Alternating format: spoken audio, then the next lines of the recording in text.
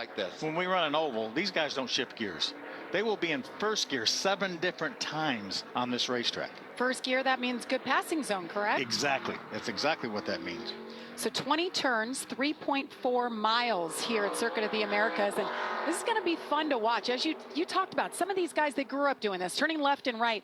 But there's quite a few, they don't know anything about turning right. And one of those is Lane Riggs in the 38. And by the way, the 38 truck and team has won here the last 3 years. The only 3 times we've run here. So just a little bit of pressure there, right? I talked to him just before this practice started. I said, hey, no pressure at all. He's never been on a road course. He said never even in a go-kart has he been on a road course before. Well, he knows he'll have a very good truck. Well, we're talking about Christian Eckes. It's been all about him the last week, Jamie. Yes, and as Christian Eckes is coming off of that win in Bristol, he said that does alleviate some pressure. They no longer feel like they have to win, but their team is fully committed to sticking to the plans that they laid out at the beginning of the season, and that is for each and every session just to go out and execute. This being the only road course this season, it's a huge undertaking to get this road course truck ready, but he says everybody in the shop, they put in the extra hours, they're ready for the challenge for this practice session. His goal is just to go out, give it 1 or 2 really good pushes, make sure it's ready for qualifying. But another driver that's in the field, Jamie, that also won last week is Jack Hawksworth. He's never been behind the wheel of a truck before, but he did win the IMSA GTD class at the 12 Hours of Sebring. Toyota gifted him the ability to come out here. He's running in that #1 machine from Tricon Garage. And while he doesn't have any experience behind the wheel of a truck, he does have experience with the team. He coached all of their drivers last year on the road course and the simulator, so he's been looking forward to this opportunity for a while. Amanda?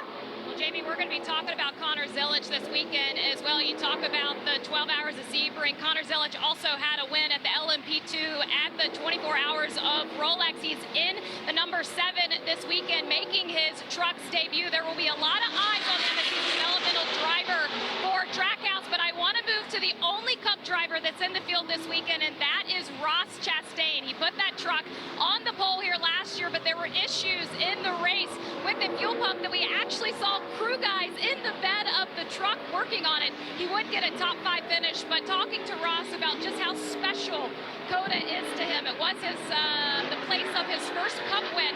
He said out east, his business, East Equipment, is 20 minutes away from here, and they're expecting 100 friends and family rooting on the entire outfit this weekend.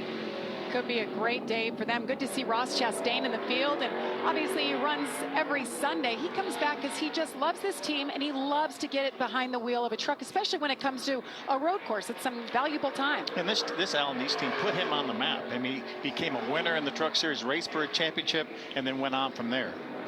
I just have such great memories of being able to do this job over the years, of seeing Ross as just a guy making his first Xfinity start all the way to Cup star now. You know, we've got to cover him all the way. That makes it a lot of fun for us to know the personalities, know who these guys are and what makes them tick.